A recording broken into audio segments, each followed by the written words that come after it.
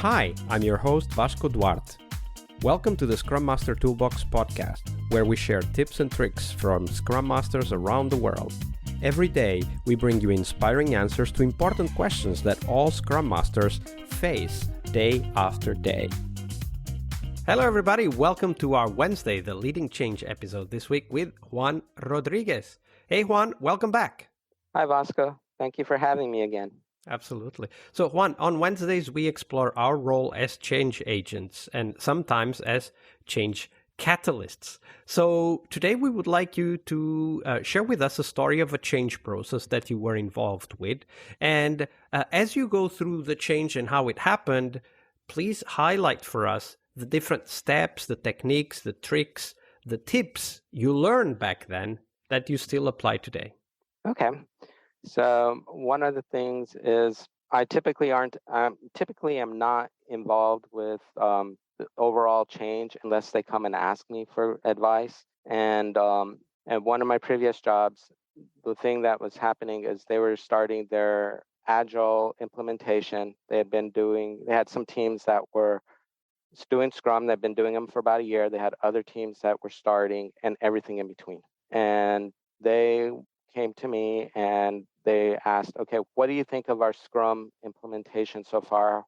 Based on your experience, is it going well? Who was they? Was it the teams or the stakeholders or who came to you? This was my management.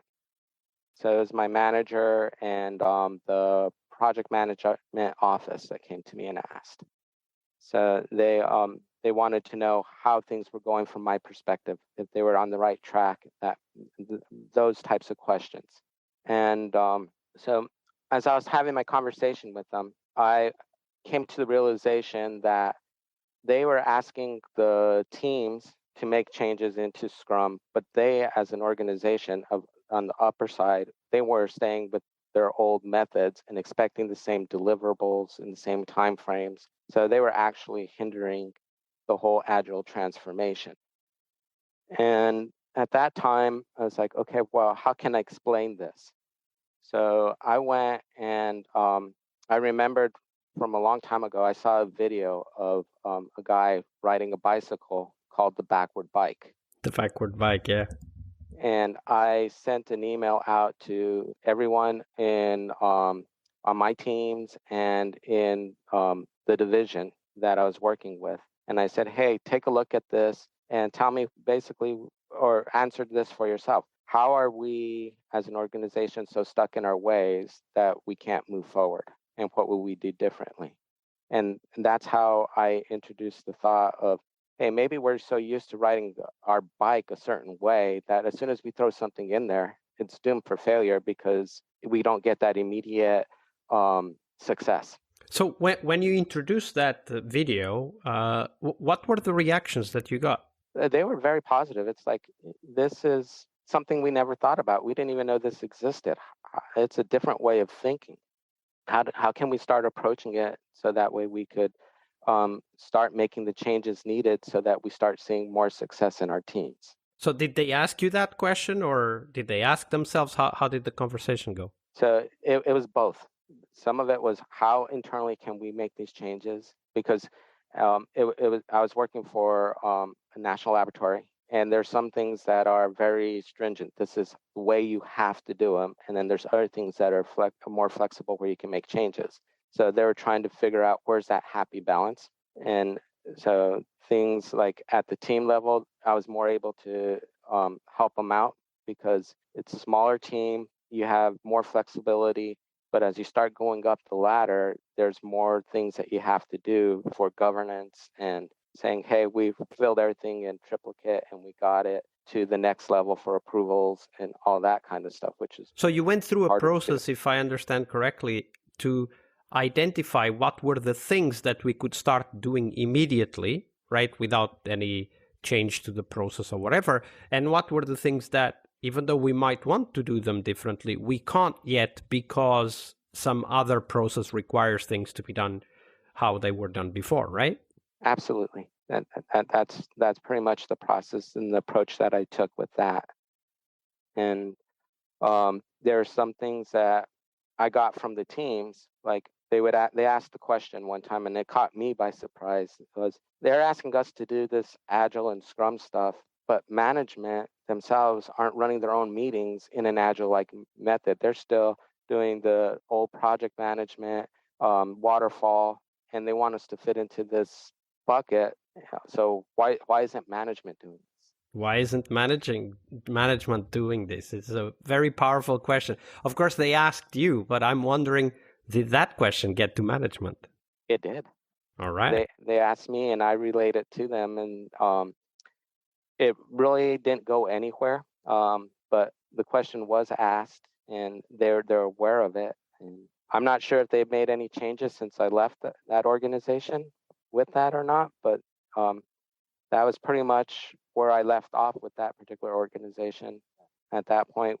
For me, this story highlights a couple of things. The first and most important thing is that change needs to come from the people that need to change. It's very hard to force other people to change, but it's very easy if they want to change to help them out, right? Like, because they come to you and they ask you a question, hey, what do you think about this? And we might have a different perspective from what they have, and that's okay. It is then our job to figure out, how do I communicate this in a way that supports their desire for change rather than, chastises or blames them for not happening, right? So I think that was the first part of the story that I think is very important, working with the people so that they start the change rather than we pushing the change towards them. It's not always possible, but it's the best way to start.